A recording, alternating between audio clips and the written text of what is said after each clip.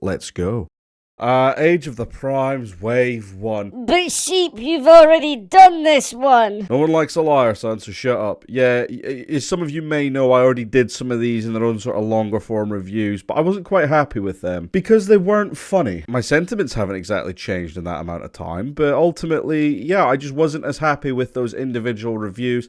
I'm not that kind of guy. I'm someone who's much better talking about something as a broader whole as opposed to on an individual basis, like a dictator. So in order to right that wrong ahead of Age of the Primes Wave 3, which is due to drop at some point, I don't know when that's coming out, I don't even know when this is coming out, I've decided to go back and revisit Wave 1 and cover some of the stuff that I never did before, such as Age of the Prime Slingshot in over 60 seconds, let's go. To the uninitiated among us, this was a very obscure release as far as Combiner Wars went, in that they just said, fuck off Slingshot. Alpha Bravo is my new friend. To be fair, I'd love a new Alpha Bravo, but that's getting besides the point. Slingshot is some degree of jet that I think is based on a real world thing. I'm not a virgin, so I don't really know which jet it is. The make is on the screen, and if that's wrong, thank you commenters, you keep the dog fed. In all seriousness, I actually quite like this jet mode. It's a bit strange for me because the wings are so far swept back, but ultimately that doesn't really ruin it for me. It manages to create a more distinct silhouette, it makes it more fun. I really like the paint application and the color allocation in this mode. I know it's not technically real world accurate, but I do love it when the wings have the Autobot symbol facing this way. It just makes it nice for me. Gives me warm feelings of nostalgia and chronic bowel disorder. He also happens to have some sculpted landing gear in this mode. You can see it at the back here. Those wheels are, you can't do fuck all about them, but he does have retractable landing gear on the back of what will become his head. So that's fun. He also has dedicated weapon storage under the wings, which I'm always like, oh, they didn't need to do that, but ultimately, yeah, you kind of do need to do that. If it's a jet, I feel like you need to have the guns go under the wings. It's an unwritten rule. You know, like not shitting in an elevator. Now, this lad and one of his wave mates will go on to become a core component of a certain combiner that we will be discussing later in the year. But it's not really relevant to this right now, so I'm not going to dwell much more on it. And beyond that, plain go burr. Whereas the robot mode just kind of makes that Tim Allen noise from Home Improvement. You know the, huh? Post your best Tim Allen noises from Home Improvement in the comments. There's a lot I just cannot click with this fucking thing. And let's start from the top because I hate it. His face may as well be one single color, and I hate the fact that he's got this bald man's head sculpt inside a helmet. This motherfucker just looks unsavory, and I hate looking at him. Please stop or I'm contacting the authorities. I give props for including arm-mounted weapon storage. They didn't need to do that. Stop it. They did. But the arms themselves just look really fucking off, and I can't explain what it is. It's like they end about, I don't know, maybe a fifth earlier than they should, or maybe they're just too high. I don't know. It's just bizarre to look at. I've got a really hit or miss relationship with legs where the wings are mounted to them because it can be alright, and sometimes it can be this. And like, I honestly can't tell which I think looks worse between the wings splayed back or forward, because I just am not fucking clicking with this. Holy shit. He's also just got excessively large feet that are just, you know, it's like the reason why, you know what they say about big feet, big shoes, and you know what they say about big shoes, make sure you can run faster than the clown kids. That's what they say. Fucking hell. I was about to say at least the articulation is okay, but I'm just looking at this pose and yeah, I'm not feeling this one. I'm not gonna lie to you. Like, I'm struggling to get this guy into what I think is a decent pose, and I'm currently the guy in the chair, so you know my opinion is meaningful. I don't know, I just think based upon comparing him to the drag strip mold and its dead end retool, the Wild Rider mold, Air Raid that we'll be getting to sooner, this guy, Bone Crusher, Vortex, I like this one the least. And now I'm just hoping that they're gonna give us an Alpha Bravo so that this guy can fuck off. I don't know, maybe I'm being too harsh on him, maybe it's Maybelline, or maybe it's the fact that that slit on the top of his head is just giving me really uncomfortable family memories. Age of the Primes Fugitive Waspinator in over 60 seconds, let's go. Or as I like to call him, courtesy of my favourite NW Zeus quote, green eggs out of Compton. But seriously, in a move that shocked only me, because I'm the most easily shocked person on the planet in case you were unsure, they actually gave us a repaint of animated Bumblebee into animated Wasp, and honestly, I quite like it. Looking at the camera in front of me now, I don't think it's quite capturing the correct shade that this guy is in, but maybe I'm wrong. Maybe the real shade is the friend bends we made along that. I can't keep making that fucking joke. I'm just going to try and fuck about with the white balance to see if I can get him to where I can see him on the camera more appropriately. Yeah, so I want to say he's something like that, but not quite as bright. To be fair, you could say that about me on this channel. He's something like that, but he's not as bright. I'm resorting back to my normal white balance because I prefer it. Hope. Bumblebee's smoky clear accessories and windows and shit have now been replaced with translucent purple, and honestly, that slaps. Outside of that, he retains a lot of the similarities with the Bumblebee, but one notable exception that I seem to find, at least compared to my copy of Bumblebee, this alt mode actually fucking holds together. He also rolls, which is just a wonderful accessory to get with a toy that turns into a car.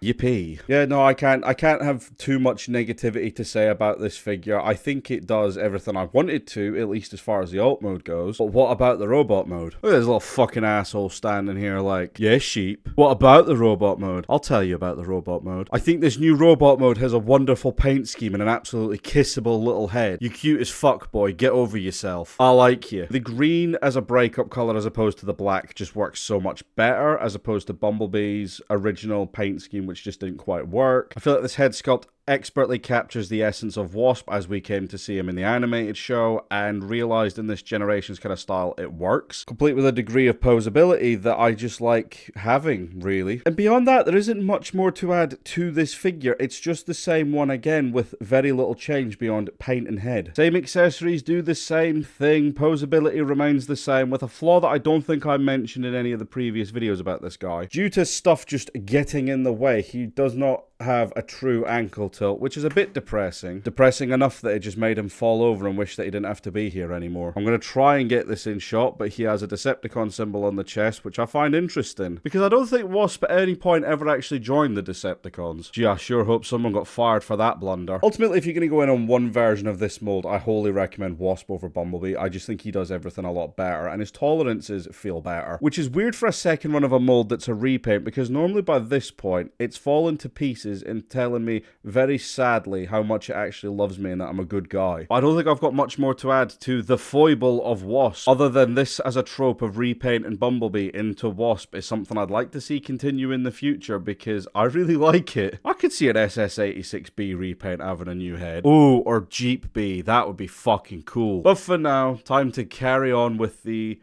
infinitely thankless slog of talking about toys on the internet. Age of the Primes air raid in over 60 seconds, let's go. And here we have the other Superion piece in all of his glory, and how does this one fare? I kinda like it more. While the jet mode is a lot more kibular than what we're used to, I just kind of prefer it with this colour scheme. I just think it looks better. Much like his brother, he has landing gear, but with a difference. If I put this away, you'll see that much like Stephen Hawking, he can't stand up for himself. Oh god, that's not what I meant. Before anyone gets on at me, that's not a joke about his condition.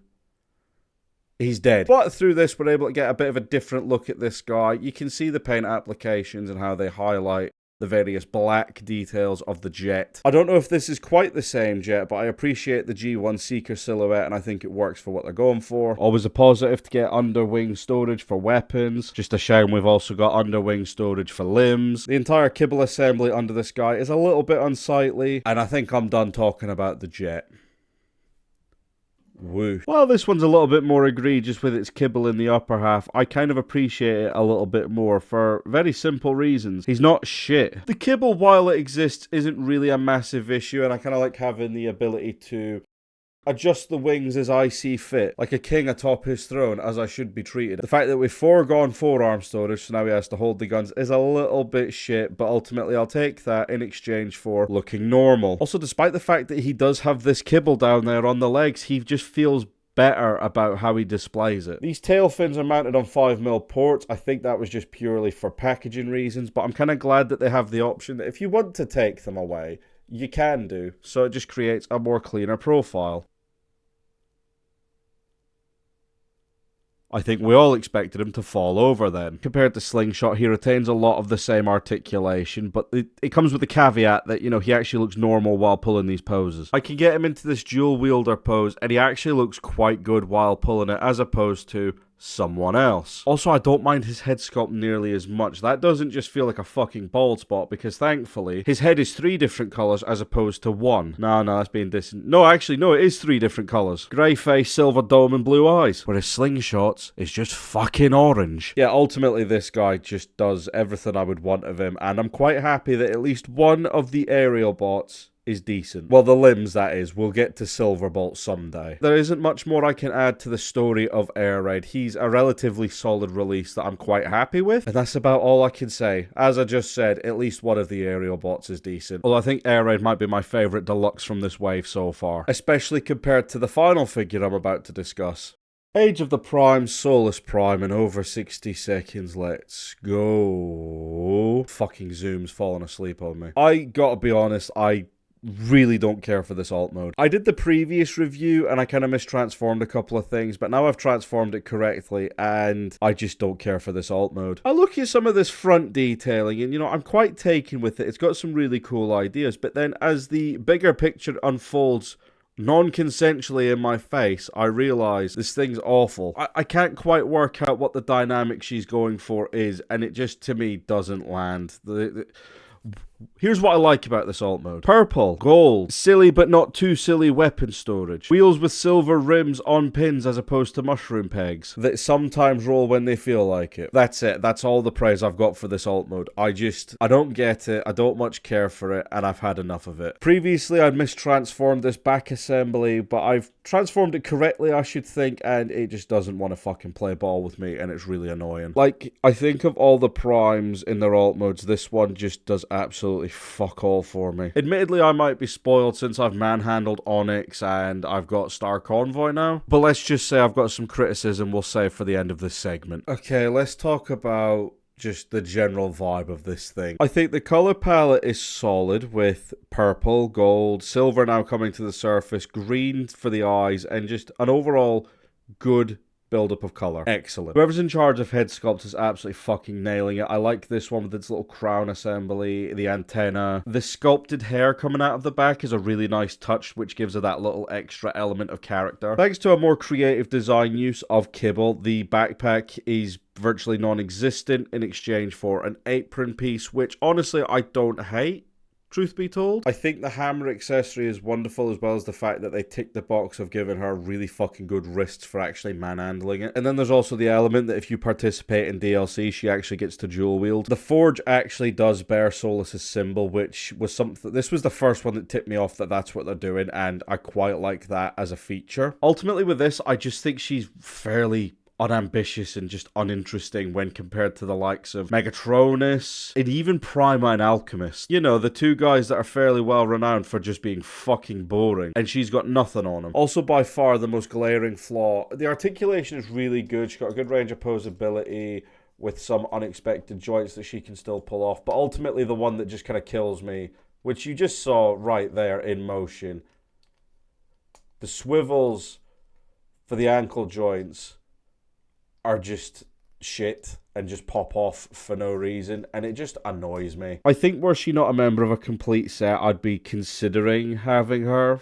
I don't know. But it's just none of the other ones have such structural issues that annoy me quite as much as this one, with a shit alt mode, and the ankles just kind of are a cherry on top of a shit sundae. Do you digest cherries? That's not a question I need to be asking in this video. I think as far as I'm concerned, Solus is probably the least interesting figure of this wave. She ticks the least boxes for me. She is probably the least interesting out of everything we get in this wave, and she's probably my least favourite Prime figure we've had yet, and that's including Vector Prime, the literal fucking retool. This is beginning to sound a bit too depressing and middle-aged man moaning, so instead let's talk about Age of the Primes, red alert in over 60 seconds, let's go. Watch out, better call the wham bam thank you ambulance. What the fuck is wrong with me? So yes, we finally get to complete our Armada trio, and it's with a figure that is relatively solid. Talking about this alt mode, there isn't really much for me to say other than just generally solid. I'm pretty sure that had to be changed because apparently you can have copyright on medical things. That's a harrowing thought. He actually comes with a Minicom port, which gives me some hope for the future. No, I can't even make that joke joke anymore. They've actually confirmed the Star Saber. God forbid you give me the Skyboom shield. Or the other one. Or the guy that's actually 3 little guys in a trench coat. Or how about hidden weapon accessory? The only ambulance that'll put you in the fucking morgue. Wahoo, buckaroo. I wish I had more to say about this alt mode. It's just some sort of all-terrain,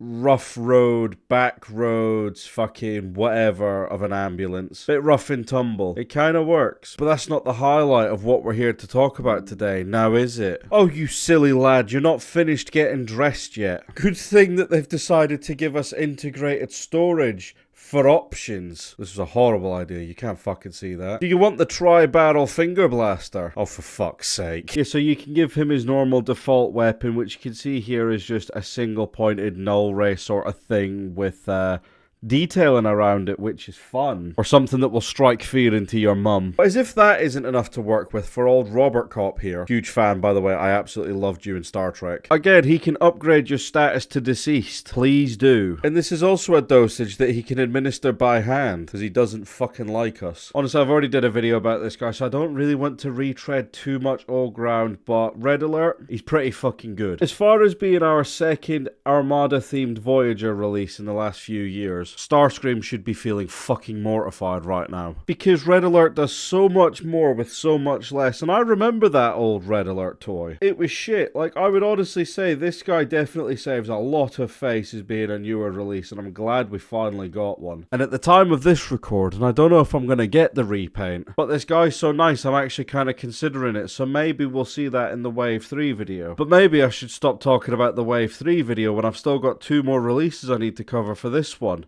Age of the Primes, Prima Prime in over 60 seconds, let's go. I'm sorry, but Prima Prime can fuck off. I'm gonna instead refer to him as just simply Prima, but I do think for the record he should have a much cooler name, like Chaos Prima or something like that. Why are you here? Fuck. So if I'm being as honest with you as I can be, I feel like Prima's alt mode is surprisingly unassuming. From the first reveals we got of this thing, I really did not expect much, so to actually get it in person when, you know, you actually get to manhandle the thing, color me surprised. Watch out, he's got a gun, silly weapon storage. I wish there was more to say about Prima in his alt mode, but he just looks like a fist on wheels. I really like this front assembly with the blue cockpit and, you know, this front bumper section, and there isn't much to say about him. I don't know whether it's by intention or not, but you can turn the wheels like this and he can assume a degree of a hover thing, I guess. I will let you decide how convinced you are by this, because I can see it as a fucking stretch and I'm an idiot. In his alt mode he just reminds me an awful lot of Alchemist. There isn't really much going on here, but it's solid for what it does. But I must admit the biggest shock with Prima is the absolute state of this robot mode. I say that with as much positive energy as I can muster about this man. He's actually shockingly good. Outside of a very uncannily wonky head sculpt that just doesn't quite gel with the rest of the figure, the rest of the figure is actually pretty good at establishing a bit of an aura to Prima. Not a particularly distinct one, but one that's just kind of reliably and solidly simple. Very much a sort of man of the cloth kind of vibe, where he's deliberately underdressing because he is the holy man of the group. Complete with a sword bearing his own branding, because I guess we're going crusading again, boys. To be fair, this does look like actually, this does look a lot like a fucking helmet of that era. His old Matrix sword also has the intended attachment of the Matrix, which you can see here. Now, on the one hand, this is just the same Matrix mold that we've been getting since 2020, but on the other hand, it looks quite good in just silver and blue. Like I say, an unmatched, simple, and stylish aura to this individual guy. Now, unfortunately, he's not completely clean in this low-stakes battle of bullshit. While he does have some decent posability, there is some mild hampering thanks to leftover vehicle parts that just form a bit of a backpack. Not enough of one to ruin the figure, just enough of one to get a slap on the wrist from the police. Although, mind you, that does come with the nice little bonus of featuring weapon storage over the shoulder, meaning that he's one of the few characters that you can actually pose like this and fucking mean it. I think everyone was fully expecting Megatronus to be the definitive highlight of this wave. More on him in just a moment. But I don't think anyone was quite expecting Prima to turn out quite as good as this, and I'm staggered at how good he actually is. While he isn't as ambitious or familiar as some of the other other ones, he does what he does simply and effectively, and sometimes that's all you need. And I'm aware of the numerous 3D prints and third-party kits and whatever that give him a new head sculpt, and that's fine, but I feel like this woefully goofy head design kind of makes the rest of the robot that much more endearing, and yeah, I really can't say much more. Prima's one that I don't know if I can really sell that much. He's kind of the same as Star Convoy, where you kind of make your mind up before going into it. But the one thing I will say, he's probably one of my favorite Prime figures of this year. I know, I wasn't expecting that outcome either. Actually, I completely forgot. If you want, you could do this with the shoulder pads, which kind of gives him a little bit of a different dimension. And in fact, let's just have a quick look at this in action. Yeah, maybe not. Trying to move the arms, it all just sort of falls apart under scrutiny. Also, the way the light is shining through the sword makes it look like a lightsaber. Swing, swing. Age of the Primes, Megatronus The Fallen in over 60 seconds. Let's go. I don't really want to say too much more about this guy, because a lot of you actually did watch that original review on him. And more importantly, that one did actually contain some jokes, so this is more just a courtesy mention. A courtesy reach around, if you would. Megatronus turns into his tank mode made famous by Dreamwave back in the day, I do believe. He has flame accessories you can attach in this mode, but I can't be bothered. He also has weapon storage on the sides of the vehicle, which, fuck that, off completely. He has the arbitrary points of articulation, but they just don't quite work as well as what I'd hoped they would, and also the friction of this is shit, and I hate it. Thank you. That's plenty. Now, I was firmly a creature about SS86 Megs being a retool, or at the very least, lifting the design work of this guy for himself. I have now handled SS86 Megs, and I can confirm, no, he fucking doesn't. So I fully retract that, and I will eat my hat. I just gotta get a hat to eat first, and then I'll go with it. Honestly, this tank works. It's far from perfect. Like, I genuinely think this as an alt mode of one of the Primes it's middling at best. But I really like it. At least it suits the character well in that regard, you know? Yeah, you know, because you're cool as fuck. I still don't much care for the combined mode of the sword and the staff spear thing, but I find if you hold them separately, then they hold up to scrutiny just fine. Just right, said the bear. And then the twink complained that it was too hot. God. Also, his Requiem cannon is just fucking unnecessary, but I love it. Or maybe it's called the Requiem Blaster. It doesn't matter. Who cares? As you can see, I'm trying to get the Megatronus symbol in focus, and I'm not doing a very good job of it. Boo-hoo. Also, by far, one of the best things about this guy is just how broad he is in proportionality. Just fucking look at the size of him. He practically fills the frame with how much girth he's got going on. And that head sculpt is still fucking dynamite. I love everything it's trying to do because it does it well. Also, he has the professional courtesy to say it's self-immolate in time, and then proceeding to self-immolate just all over the fucking place like a Chad. This was one thing I didn't really expect them to bring back when they first announced this guy, but I'm fucking glad they did. It did just so much ridiculously cool legwork in helping the Fallen silhouette stand out that much more prominently. Also, Joe was just kind enough to bless us with some fucking second to none top tier articulation and posability for this guy. And he's just a testament to just how fucking out there they're getting with some of this posability. Especially when it comes to creating bastards as big and menacing as this. Like, as far as these Primes go, Prima's definitely the most underrated of the year, I think. Whereas Megatronus is one that just earns his fucking praise outright. He's worked for this fucking paycheck, and you can tell. But ultimately, as I said, I wanted to try and keep this last one relatively brief. So shall we now just segue into some closing thoughts, and then you can consume more product, courtesy of me.